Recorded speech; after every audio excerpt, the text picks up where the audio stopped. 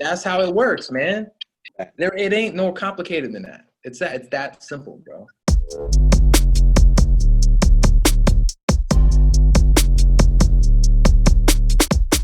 It's really about just being omnipresent. That's what we really want to start like letting you guys understand, is that omnipresence. Like for instance, like Miguel, he kind of shared his story about like discovering us, right? Like he had kind of seen us, maybe what was it, a few months ago or some shit like that? Yeah, so, you know, scrolling through Instagram, came across your guys' content.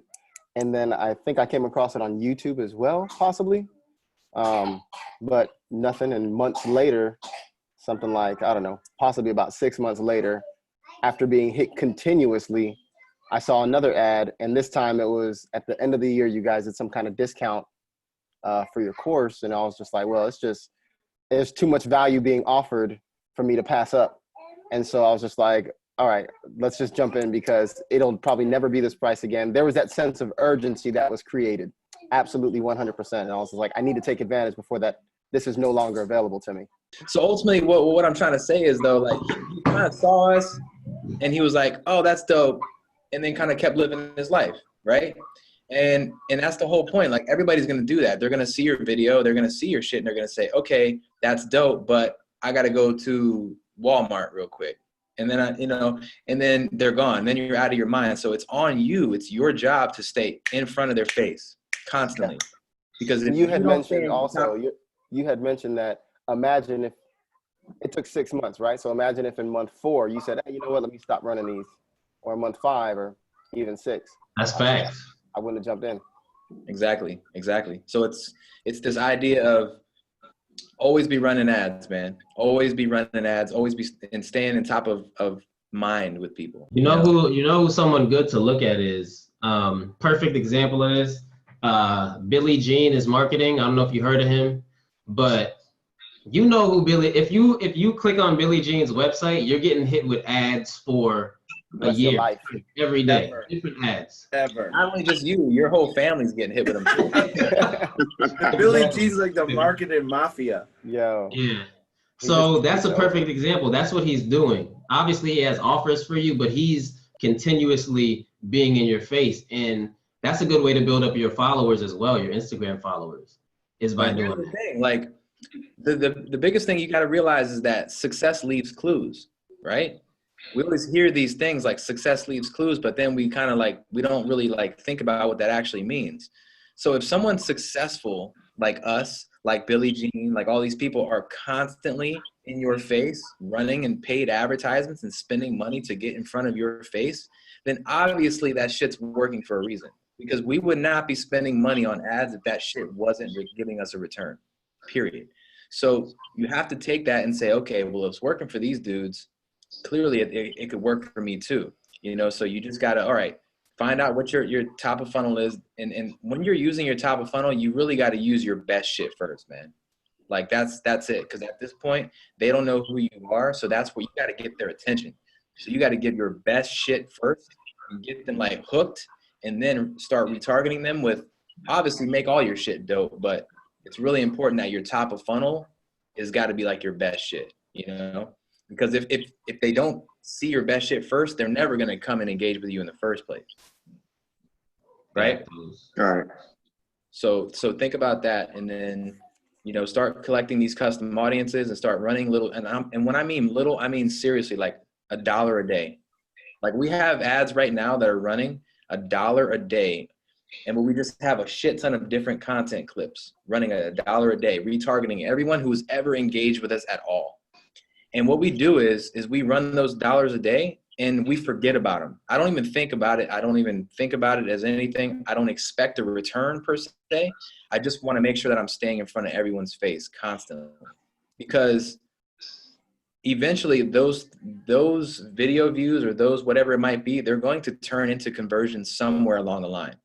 Now it's so complicated that the Facebook pixel might not even attribute the sales to where it actually started from, because it's a journey, man. Like the shit's all over the place, but just know that when you have so many different ads, attribution gets really, really difficult, because you'll see sales come in. You'll be like, I have no idea where this fucking came from because I have all these different things going on. You know what I mean? But this is a good problem to have, This is what you want to do. You want to have so many different funnels and different campaigns and different content running that you don't even know where people are coming from. Yeah. That's the goal. I saw an ad from a digital marketer, and I think it was Street Fighter he used, and he superimposed like his face. Same dude. That's his new ad. Is Yeah. Street Fighter. Yep. Yeah. I saw that shit dude. too. That was super dope. Good, So man. yeah, I think that strategy of using like a video ad and utilizing that nostalgia type marketing with video games is very, very eye-catching. So for those of y'all creatives on here, you might want to look into that. You might want to look into that for a lead magnet even. I think that's really dope. Especially in music, because if you think about your audience, it's going to be the younger crowd, and video games, the retro gaming thing's coming back even for the younger crowd. They're building these retro cabinets, man. If you could put music together with nostalgia, you cannot lose. That's for sure. And also think not even just like graphics and all that kind of shit. That's cool, but you don't even need to do that, man. Just get really creative with the way that you cut your videos. Like for instance, we're up speaking at an event up in New York, and one of the artists that were at the event, he actually showed us a video of him freestyling. Basically, he was spitting like bars, but he was solving a Rubik's Cube while he was spitting, right? So like literally he like had a Rubik's Cube and he was spitting and the shit was on point and it was dope as fuck. But he literally like solved the Rubik's Cube in less than a minute or some shit like that while he was spitting, right? So, and then he had like the meme style shit, like watch this kid like spit bars while, doing the Rubik's Cube or whatever. That's top of funnel right there. That's a killer top of funnel. And I bet he didn't even run ads to it though, because that's the thing. A lot of these cats out here that claim they're focused and want to do things, they aren't really focused and dedicated to making something happen. Because I guarantee if he would have ran ads to that, it would have went off. He would have gained a bunch of new fans. It's not even a question. And we pulled him aside too, because we saw it. And I pulled him aside and I was like, bro, you need to run ads to that shit. Like, I'm telling you right now, you got like 100,000 something views on that shit. That's cool. That ain't nothing, bro. Because I'm telling you, as a viewer, that shit would go off like a motherfucker. And it would be so cheap. You would get the billions for pennies. Millions of views for pennies. 100%, bro. And the data that you're going to collect from that, bro, like all the people that are viewing that video, that pixel's tracking everybody. Now you can just retarget them with more dope videos, right? And you do that for a couple weeks or a couple months, and then next thing you know, you pop up with a show. Yo, I'm gonna be in your city. Oh shit, it's the fucking Rubik's Cube dude. Like I'm going to see this motherfucker. Yep. That's how it works, man.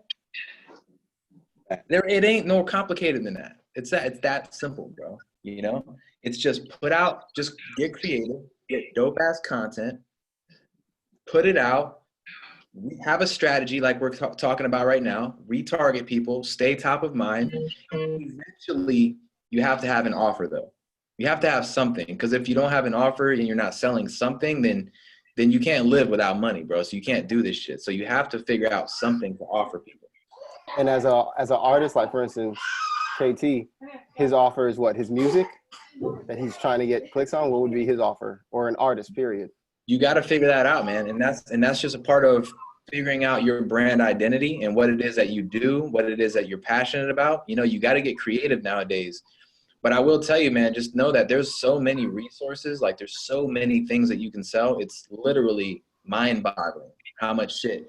But you got to get clear on who it is that you are as a person, what your passions are, what you want to be known for. You know what I'm saying? That's why we're really big on finding something else other than music to kind of like merge together with your brand. I think that's really, really important because, let's be real, man. Like people are not making making money from music anymore. You're not making money from your music. You just aren't. That's just your top of funnel, essentially. Your music is your top of funnel to bring people in, but what are you going to offer? So that's why, SJ was like, well, shit, if you're a comedian or whatever, then, post up some funny jokes and shit like that, and maybe try to do a comedy run and sell some tickets there. Well, KT, I know you're in good shape. Are you like a personal trainer or anything like that? No, not a personal trainer, but I actually was going to incorporate the gym incorporate dancing and basically I guess like life premises, like you have a like I can have a regular conversation with somebody, like, and they'll be thrown off like, oh, that's not a gym rat, you know what I mean? Mm-hmm. So I mean, I was pretty much going to incorporate those three into. I mean, yeah, that's it. That's what I'm actually going to incorporate. So do that, right? Start cutting videos on stuff like that. You in the gym, you doing your fitness thing, you dancing.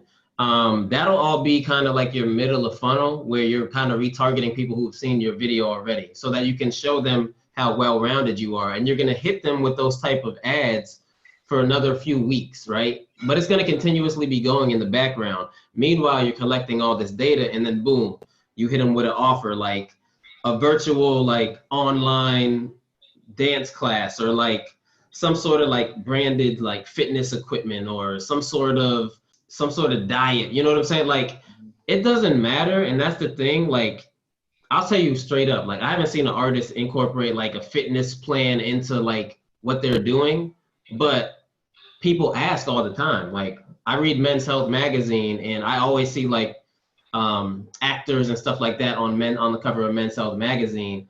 And the question always comes up like, yo, what is back in the day, if back in the day LL Cool J put out a workout plan, that thing would have been game over. That dude was like, that shit for years, for like 20 years. Yeah. LL body didn't change at all.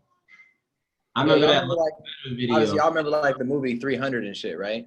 Yeah. Everybody was shredded in that motherfucker, right? And then they came out with that 300 workout, the Spartan workout afterwards. Yep. Yeah. That's essentially the same thing. You know what I mean? Like, so it's like if they see you in videos and they see that you're all ripped up and shit like that, and then they're getting hit up with retargeting videos of you in the gym or, you know, you talking about a specific diet plan like that you do that's unique. And then eventually, you know, you can do that same thing. Like, yo, bro, if you guys want to learn like the same exact diet plan or the same exact like regimen that I'm on to make me look like this, and then, you know what I'm saying?